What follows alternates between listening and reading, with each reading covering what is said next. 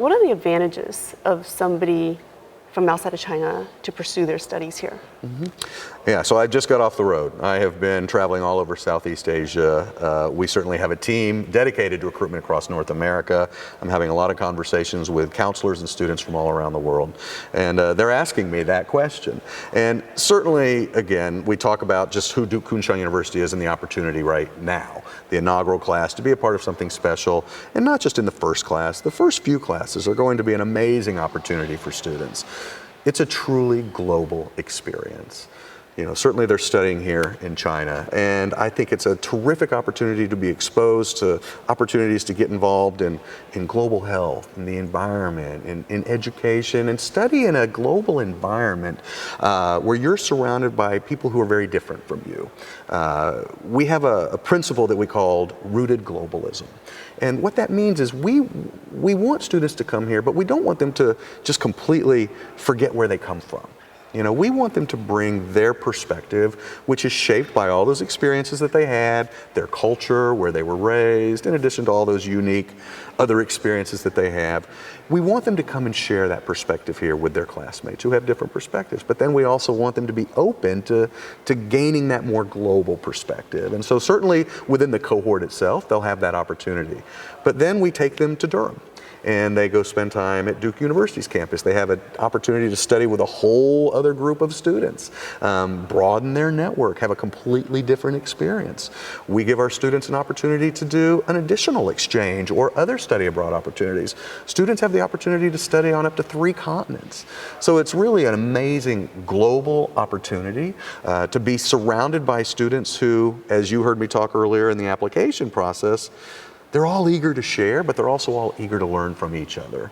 And again, being in that intimate environment, it provides a really unique learning, environment, again, to be engaged in a small community and just hopefully just grow to your full potential.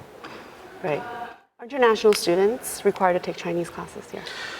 Good question. Yes, our non-Chinese speakers will be taking Chinese, but again, all classes are taught in English, except maybe the Chinese classes. They'll certainly, and as they get more advanced, those might become exclusively Chinese. But yes, we want our students to come here in that spirit of not just, coming with their own roots, but establishing roots here as well. We want to see them develop those language skills. Yeah. So for an international student, they're leaving their home, they're leaving their families to come to China. Should they be concerned about living here in China? Well, we're going to make it as easy as possible. Certainly all students will be required to live on campus. Their first year and throughout their 4 years here will be in university operated housing. That's very important to us. It also contributes to that community of learning that we're trying to create. We want our students to be together. But for international students in particular, it means they don't have to worry about, do I have to go find an apartment off campus? Do I have to figure out all this transportation? So from a living perspective, we're going to make sure that the students, it is an easiest transition as possible. I will say from a security standpoint, personally I feel safer in China than I feel in a lot of other places, including some of the places I've lived in the US. The university security is different here than it is in the US. Most campuses in the US are typically open campuses and people can get on. Here, very tight security. You have to be a student or faculty or have a certain pass to even get on campus. And certainly we want our students to stay in touch, stay in touch with their families, their friends. We have internet connectivity here. They can stay in touch with their families through their typical social media. Maybe they'll even introduce their families to WeChat. I'm sure they'll certainly discover it when they're here. And I know I use WeChat even when I talk to my friends back in the US. So we want to make sure that they can stay connected as well.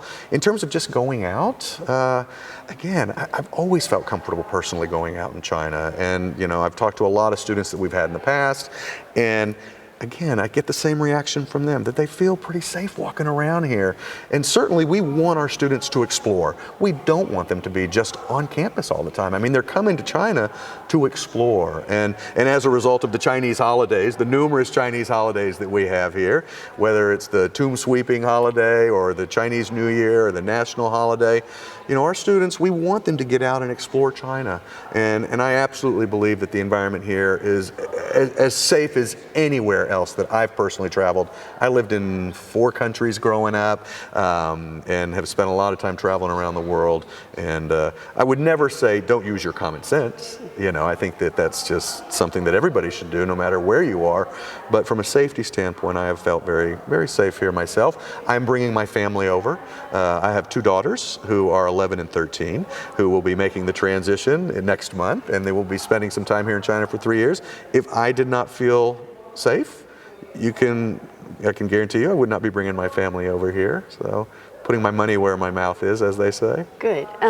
What do you think would be the biggest challenge for international students and how they can overcome that? The biggest challenge is if you don't speak the language, you know, and that's why, you know, we're going to make sure we begin equipping our students as early as possible.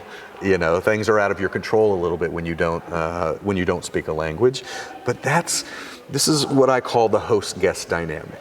Okay, so we're going to have many Chinese students in the class who, as a result of this culture that we have, are going to be helping those non-native speakers initially to kind of acclimate and get adjusted.